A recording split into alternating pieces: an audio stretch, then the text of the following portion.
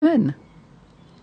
Quand je vois toute la souffrance, quand je vois les maladies qu'on fabrique, quand j'entends et que je vois les noms de maladies, je respire abondamment. Mais ce n'est pas les maladies qu'il faut guérir. Vous soignez une maladie, médicalement, comme les médecins l'ont appris. On empêche le système d'élimination de fonctionner, il ne fonctionne plus, mais au lieu d'éliminer les résidus, il les enferme. Et quand il y a trop de résidus dans les liquides interstitiels, dans les liquides dans lesquels baignent les cellules, ils pénètrent dans la cellule. Comment voulez-vous qu'ils fassent autrement? Et quand les résidus pénètrent dans la cellule, soit ils déprogramment le cerveau et on fait quoi? Un cancer. Soit ils le sclérosent, on fait un diabète ou une sclérose en plaques. Soit ils le paralysent, on fait un Parkinson. Soit ils le déconnectent, on fait une folie meurtrière ou suicidaire ou un Alzheimer. Et on fait toutes les maladies du monde en étant soigné comme on l'est. Lorsque j'étais enfant, il y a 80 ans, eh bien, un cancer, on n'en entendait pas parler. Il n'y en avait pratiquement pas. Des obèses, je me souviens, dans une ville comme Épinal, puisque je suis vosgienne, il y en avait une.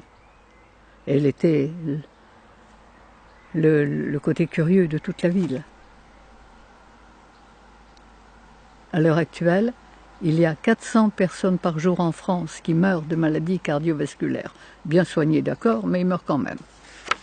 Il y a un cancer sur 2 personnes et demie, m'a dit un professeur de cancérologie très connu. Il y a des diabètes en pagaille. Enfin, des maladies, il y en a de tous les côtés. Maladie de Lyme, on en invente toujours de nouvelles. Et il y a et on est malade de plus en plus jeune. Des dépressifs, des suicidaires. Quand j'étais enfant, il y a eu un suicide dans un village de 1000 habitants en 20 ans d'existence. J'y suis allée il y a quelques années, il y avait eu 4 suicides dans l'année. Et c'est là où, évidemment, on se rend compte qu'on marche totalement à l'envers. Mais cela a des raisons précises.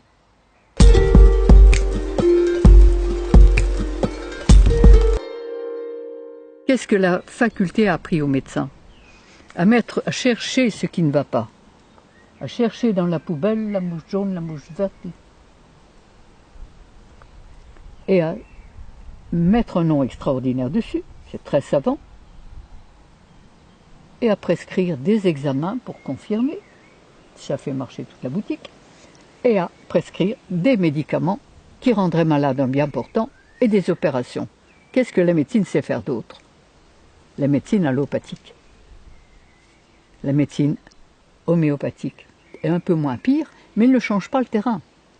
Je confirme que la faculté a appris aux médecins à éteindre les voyants rouges, à arrêter la souffrance, sans jamais se demander pourquoi ces voyants rouges se sont allumés, sans jamais se demander pourquoi on souffre.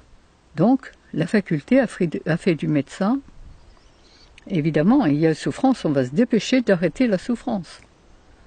Vous avez mal quelque part, on va mettre un grand nom. Si vous avez mal à gauche, ça sera une gauchite, à droite, ça sera une droitite. Ça coule par les sinus, c'est une sinusite. Ça, c'est la conjonctivite. Ça, c'est l'otite. Par le vagin, c'est une vaginite.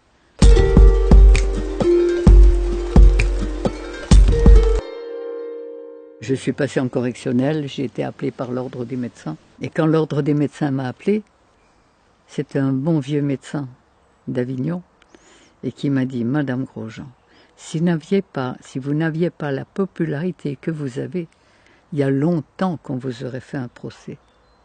Et si on ne vous le fait pas, c'est uniquement parce que si on vous le fait, on va encore développer votre publicité. »